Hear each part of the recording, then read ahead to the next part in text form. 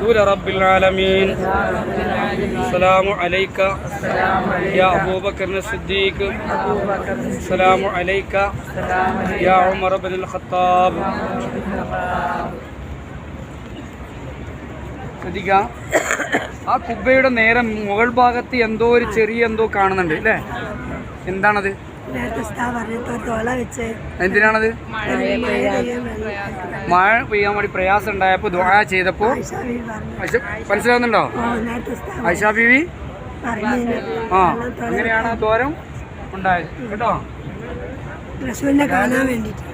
മഴയില്ലാത്തൊരു കാലത്ത് വന്നങ്ങാണ്ട് ഇവിടെ വെച്ചുകൊണ്ട് ദുആ ചെയ്തു. ദുആ ചെയ്ത സമയത്താണ് അവിടെ എന്ത് ചെയ്തത്, പിന്നെ ഓട്ടം ഉണ്ടായിരുന്നാണ്.